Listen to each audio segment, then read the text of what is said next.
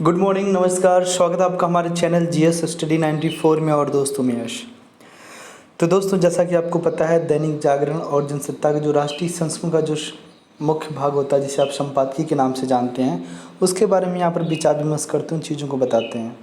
तो दोस्तों, कई लोगों ने पूछा था कि सर पीडीएफ भेजा करिए न्यूज़पेपर का।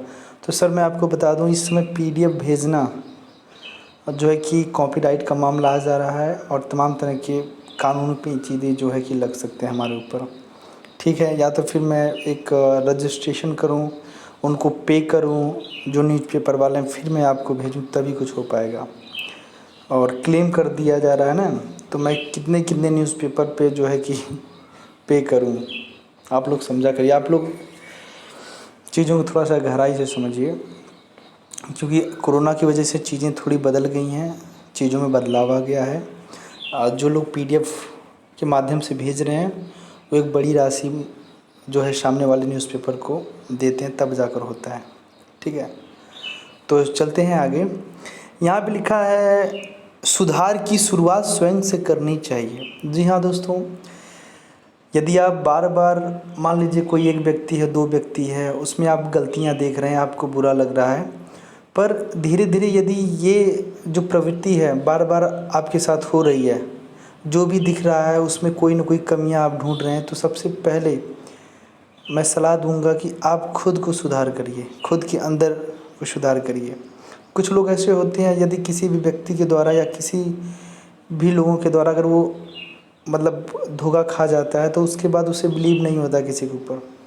तो आपको अपनी मानसिकता बदलनी है। इसका मतलब नहीं तुम्हें कोई प्यार में धोखा दे दिया तो पता चला कि नहीं, संसार में जितनी लड़कियां हैं सब धोखेबाज हैं, या फिर किसी लड़की की प्रवृत्ति मानसिकता बनती है, नहीं एक लड़का धोखा दे दिया तो सारे लड़के धोखेबाज हैं। आप लोग इस तरह भी चीज़ों को समझ सकते हैं। तो चलते हैं अब आगे। ये देखिए है, अड़ंगेबाजी छोड़े राज्य सरकारें। तो देख सकते हैं कई चीज़ें हैं कोरोना की वजह से जो राज्य सरकारों ने अड़ंगेबाजी कर रखा है। कभी कभार क्या होता है, जो सुप्रीम कोर्ट का निर्देश होता है या केंद्र सरकार के जो तमाम तरह की योजनाएं परियोजनाएं होती हैं और जो गाइडलाइंस होती हैं, उसे नहीं मानता है राज्य सरकार। तो ऐसे में दोस्तों क्या होगा, जब आप समन्वय नहीं बनाएंगे केंद्र सरकार और राज्य सरकारों के साथ, तो दुविधाएँ बढ़ जाएंगी।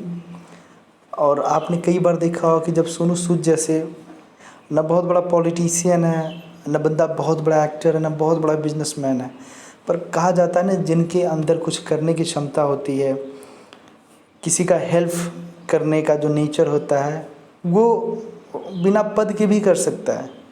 ठीक है, तो उन्होंने किया है। लोग कुछ पैसे दे रहे हैं तो ट्विटर पे फलाने जगह मतलब पूरा स्प्रेड कर दे रहे हैं, तमाम तरह के न्यूज़पेपर में उन्हें दिन भर चलाया जा रहा है। पर एक ऐसा शख्स है जो रियल लाइफ में, तो आप देख सकते हैं ज़्यादातर वो किरदार जो निभाते हैं एज ए विलेन होते हैं, पर रियल लाइफ उन्होंने साबित कर दिया, मैं छेदी सिंह, मैं बहुत बड़े दिल का हूँ। तो उनके लिए आप लोगों को तहे दिल से शुक्रिया करनी चाहिए। ठीक है, तो आगे चलते हैं दोस्तों। इसे लिखा संजय गुप्त जी ने, केंद्र सरकार की ओर से देश को लॉकडाउन से बाहर निकालने के लिए अनलॉक संबंधी जो दिशा निर्देश जारी किए गए, उनका सभी को बेसब्री से इंतजार था, क्योंकि कोरोना वायरस से उपजी महामारी कोविड-19 के चलते जो तमाम पाबंदियां लगाई गई थी, उनके चलते कारोबारी गतिविधियां ठप पड़ गई थी। इसके कारण बहुत आर्थिक नुकसान हो रहा था। हालांकि सरकार ने कारोबारी गतिविधियों को बढ़ाने के लिए एक पैकेज घोषित किया है, लेकिन उसका तात्कालिक लाभ मिलता नहीं दिख रहा है।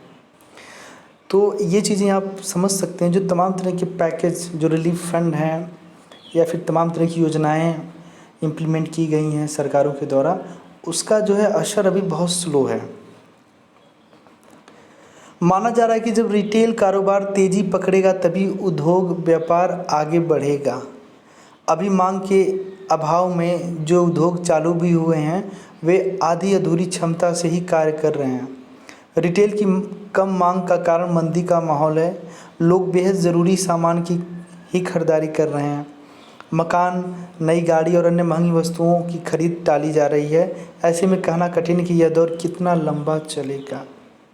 आप देख सकते हैं कि दोस्तों, यदि आपके पास पैसा होगा तभी आप नई चीज़ों को प्राथमिकता देंगे, जैसे गाड़ियाँ लेंगे, मकान बनवाएंगे, ज़मीन लेंगे। तो कहीं न कहीं जो बाज़ार में मंदी है, जो रिसेशन है, परचेजिंग पावर लोगों की कम हुई है, इसका सीधा-सीधा आप असर देख सकते हैं कि लोगों के पास पैसे कम हैं, या फिर जिनके पास पैसे भी हैं तो रिज़र्व करके रखें कि यदि किसी प्रकार के सामने कोई समस्या आ जाए तो उस समय के लिए हम बचा के रखें।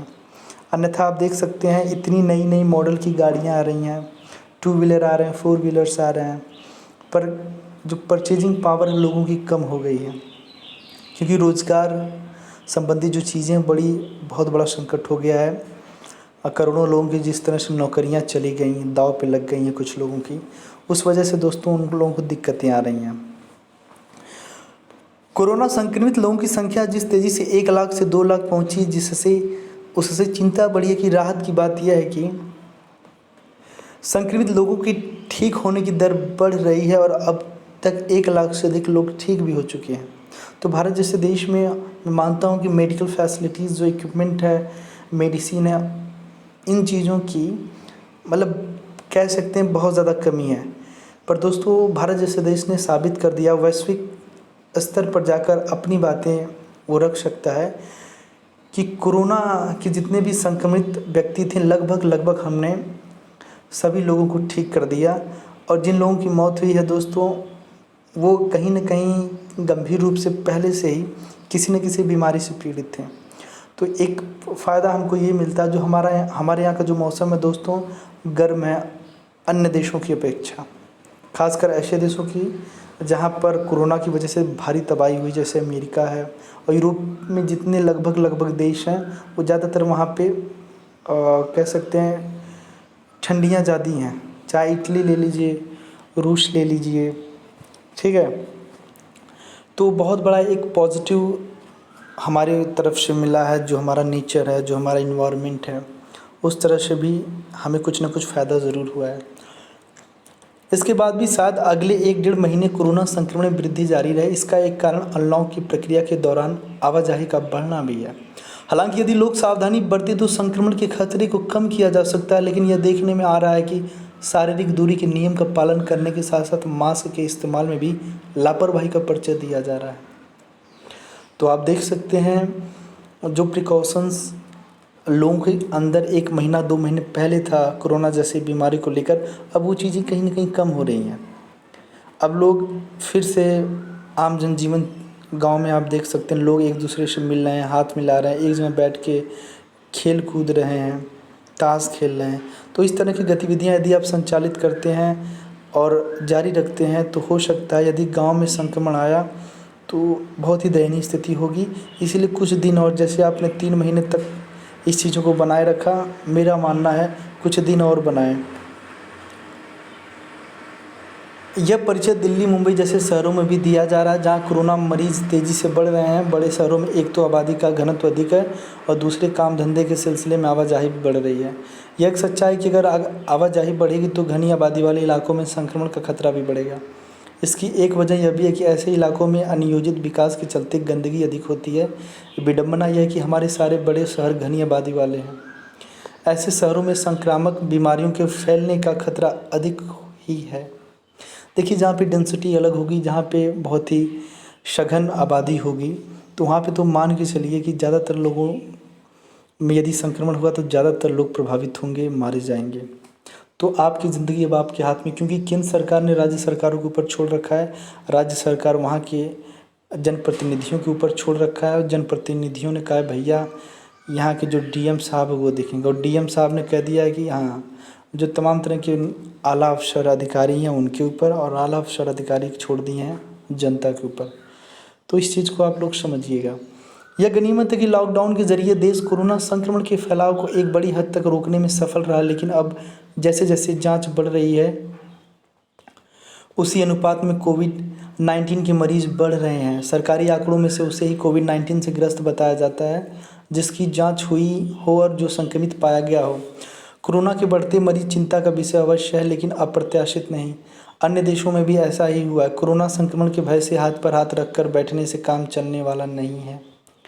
कोरोना के साए में जीवन को संचालित करने की ज़रूरत है। कोरोना मरीजों की बढ़ती संख्या से डरने नहीं बल्कि सावधानी बरतने की आवश्यकता है। इस आवश्यकता की पूर्ति से ही समस्याओं का समाधान होगा। इस तथ्य की अनदेखी नहीं की जानी चाहिए कि यदि कोरोना मरीज तेज़ी से बढ़ रहे हैं तो वे तेज़ी से ठीक भी हो रहे हैं। जिन देशों ने ज़्यादा टेस्ट किए हैं वहाँ कोविड-19 के मरीज भी अधिक सामने आना स्वाभाविक है। चूँकि अमेरिका में सबसे अधिक जाँच हुई, इसलिए वहाँ पर मरीजों की संख्या भी अधिक है। अपने देश में अमेरिका, स्पेन, इटली की तरह से बड़ी संख्या में लोगों के टेस्ट तो नहीं हुए हैं, लेकिन ऐसा भी नहीं कि पर्याप्त संख्या में टेस्ट नहीं हो रहे हैं। यह समझने की ज़रूरत है कि भारत सरीखे विशाल आबादी और कमज़ोर स्वास्थ्य ढांचे वाले देश में केवल उनका ही टेस्ट किया जा सकता है जिनमें संक्रमण का लक्षण हो या फिर जिनके बारे में यह संदेश हो कि वे संक्रमित हो सकते हैं। मुश्किल यह है कि तमाम लोग ऐसे भी हैं जिनमें संक्रमण के कोई लक्षण नहीं दिखते। कुछ स्वास्थ्य विशेषज्ञ इस नतीजे पर पहुंचते हैं कि कोरोना संक्रमण सामुदायिक स्तर पर पहुंच गया है। वास्तु स्थिति जो भी हो, यह चिंतित करने वाली बात है कि कुछ राज्य अनलॉक की प्रक्रिया का पालन अपनी अपनी तरह से करने में लगे हुए हैं। यह ठीक नहीं कि कोरोना संक्रमण के भय से कई राज्य दूसरे राज्यों से आवाजाही को रोक रहे हैं। इससे न केवल लोगों को परेशानी हो रही है बल्कि कारोबारी गतिविधियों को आगे बढ़ाने में मुश्किल पेश आ रही है। आवाजाही में सबसे अधिक परेशानी दिल्ली एनसीआर के लोग उठा रहे हैं। यहाँ कभी दिल्ली सरकार आवाजाही को नियंत्रित करती तो कभी उत्तर प्रदेश और कभी हरियाणा सरकार। इससे अफरा तफरी का माहौल बना रहा। यह मामला उच्चतम न्यायालय गया तो उसने तीनों राज्यों से आवाजाही के मामले में एक समान नीति बनाने का निर्देश देते हुए यह भी कहा कि आने जाने वालों को एक ही पास दिया जाना चाहिए। क्योंकि बीच में दोस्तों क्या होता था, अब हर राज्य का 3 राज्य हैं वहाँ पे, तो तीनों राज्य का अलग अलग से पास बनवाने के कारण तमाम तरह की दिक्कतें होने लगी हमारे देश के नागरिकों को, जिस वजह से हमारे देश के न्यायालय को, उच्चतम न्यायालय को वहाँ आना पड़ा। उन्होंने निर्देश दिया कि एक पास बनवाइए, उसके माध्यम से आप आइए जाइए। तो आप देख सकते हैं दोस्तों, यदि किसी जो भी ये लॉकडाउन था, अगर इसमें सबसे ज़्यादा किसी को समस्या हुई होगी, जो लोग मारे गए हैं, चाहे रोड एक्सीडेंट रहा हो, चाहे फिर अन्य माध्यम रहा हो, जिस तरह से आप देखे होंगे जो घटना हुई है, तकरीबन 18 से 16 लोगों के ऊपर जो मालगाड़ी गुजर गई, कहीं बसें पलट गईं, कहीं ट्रक का आपसी भिड़ंत हो गया, कहीं लोग प्यास से तड़प के दम तोड़ दिए। ऐसी तमाम तरह की मौतें हुई हमारे देश में, जिसे भुलाया नहीं जा सकता। पर हमें उनसे सीखना पड़ेगा कि इस तरह का कभी भी यदि आपदा आए तो आपको सामंजस्य बना के चलना होगा। और जिस प्रकार की सरकारें लापरवाही की हैं, इस तरह की लापरवाही ना हो देश में, इसलिए पहले से ही तमाम तरह की व्यवस्थाएं बना लें। मैं आपसे सीधे कहूँ, लोगों को फूड जो दिया जाता है आपदा में, आपको पैसे दे देना चाहिए अकाउंट में। क्योंकि दोस्तों देखिए, जहाँ पे ज़रूरत जिस चीज़ की ज़्यादा हो वहाँ पे अगर उस चीज़ को पहुँचाएंगे तो सही होगा। क्योंकि मैं देखा हूँ भोजन के नाम पे जो लोग शहरों में एज माइग्रेंट वर्कर जो थे, जो प्रवासी मज़दूर थे, जब मैंने उन लोगों से बात किया तो उन्होंने कहा कि भैया खाने के नाम पे 15-20 दिन तो सही आया, उसके 15-20 दिन के बाद खिचड़ी, और वो भी कभी गली हुई, सूखी हुई, कभी बासी हुई। तो इसलिए इस वजह से दोस्तों हमारे पास पैसे भी नहीं होते थे कि कुछ ख़रीद के हम बाहर से खा लें, इसलिए हम लोग वहाँ से पलायन करने लगे, भागने लगे। अन्यथा हमें क्या ज़रूरत थी पैदल चलने की।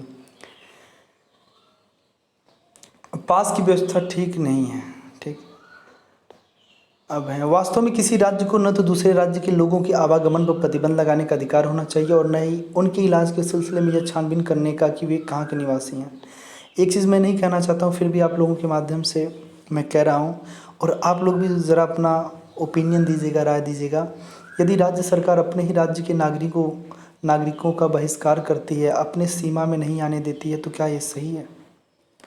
तो क्या हम ये छोड़ दें कि जब दूसरे राज्य में वो हैं, दूसरे राज्य के लोग जो है कि खाना और अन्य ज़रूरत की सामान जो है उन्हें नहीं पहुंचा रहे हैं, तो क्या करें, वहीं दम तोड़ दें? तो ऐसे में आपकी ज़िम्मेदारी बनती है कि नहीं? आप बताइएगा, राज्य सरकारों की ज़िम्मेदारी बनती है कि नहीं कि वो उन्हें शरण मिले?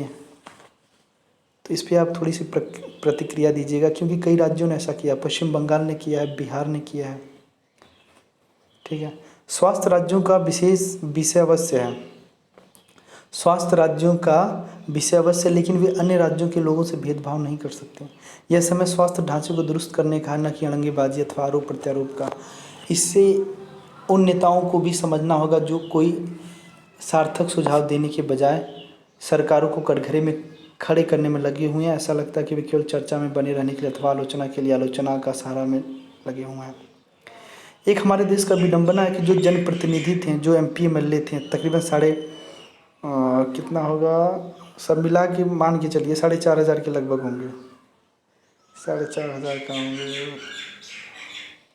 मान के चलिए, सॉरी गलती हो गई, ये 500 600 500-600 के लगभग तो होबे करेंगे। तो सोचिए क्या अगर ये बंदे लोग अगर सोनू सूद जैसा काम करते तो आज हमारा देश कहाँ होता। पर इन लोगों को कुछ भी नहीं गया है, ये कुछ भी नहीं कर सकते। तो जिस तरह की समस्याएं हैं, जिन लोगों को हमने अधिकार और जिम्मेदारी दिया था कि सर आप कभी भी किसी प्रकार की मुश्किल हो समाज में, लोगों के बीच में, तो आप उसके बीच में आके सहयोग समर्थन करिएगा, पर ये सब अपने घर में से नहीं निकलना है। सोचिए। तो आज के लिए इतना ही। नमस्कार, धन्यवाद।